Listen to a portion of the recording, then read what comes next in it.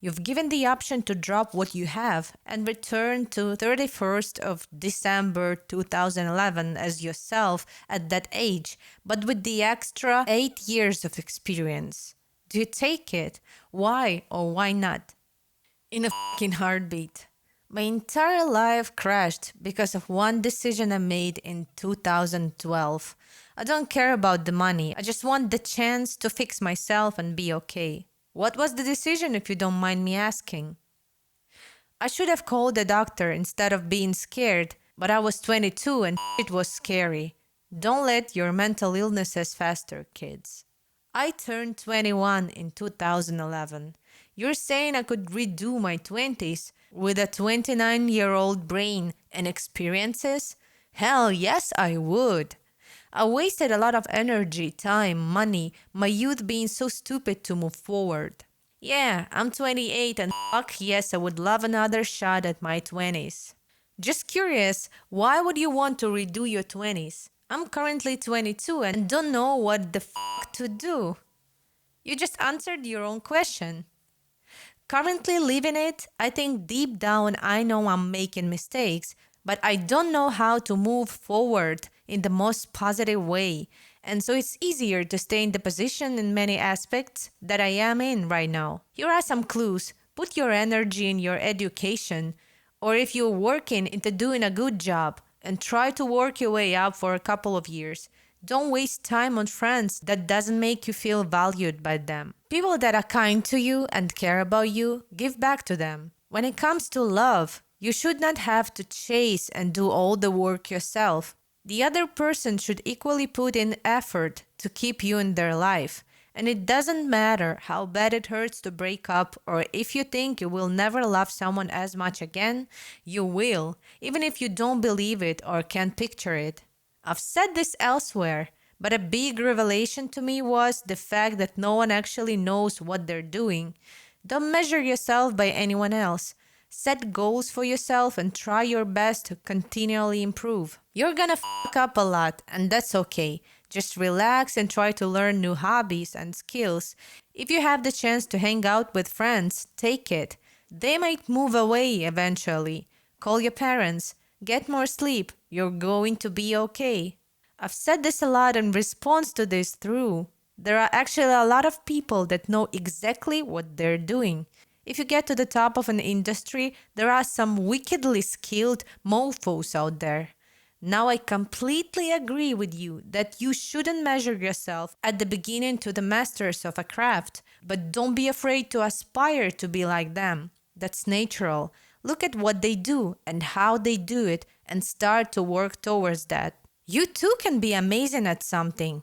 Do it in your own time and don't judge yourself too harshly because the grades once stood exactly where you do.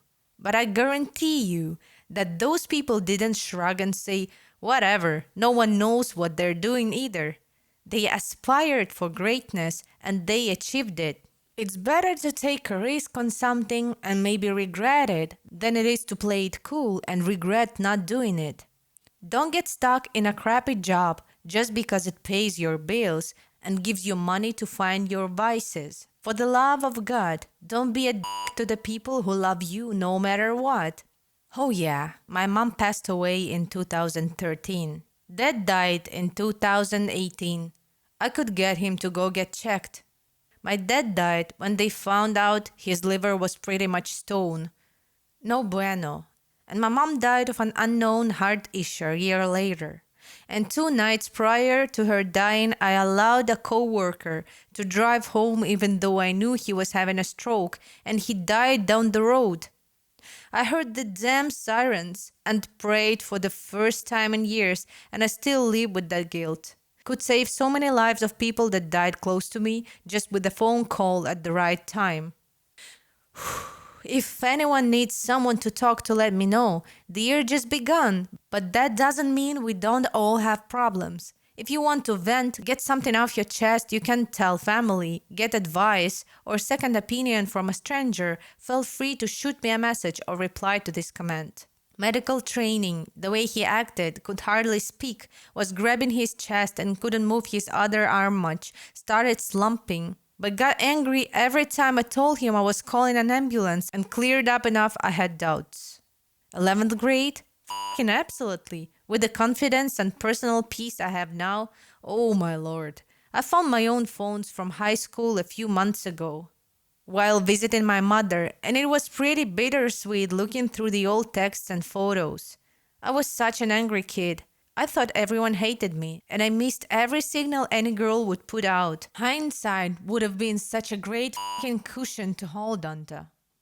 Breathe, drink a little water, rice instead of fries, and look them in the eyes, and I would have completely skirted past the mental health issues. Great question, by the way, OP. It's something I think about often. It's been 3 hours onto 2020, and of the great things I'll hopefully hear, rice instead of fries and look them in the eyes is already looking tough to beat. Bravo. I'm the Bitcoin investment comment. Many years back, they increased the number of earned income tax credits from 2 to 3, so we got a nice tax return of over $7,000. At the time, I had recently read in the news that Bitcoin was increasing in value. It was over $3 at the time, which was quite an increase. I joked to my wife that we should take the whole return and buy Bitcoin with it. I wasn't serious. I expected it to go back to being worth a few cents before long. If I hadn't sold them at their peak value, I'd be worth almost 50 million. I'm not allowed to tell my wife this anymore. That was 6 months before I got seriously injured for the first time. I think I'd take it. What was the injury, if I may ask? Asked for help from someone to lift an approximately 150-pound ball of dough into a table when working a pizza place. Just about headed onto the table when the other guy lets go and it drags me down full force into the ground. Pulled a muscle in my upper back and herniated a disc.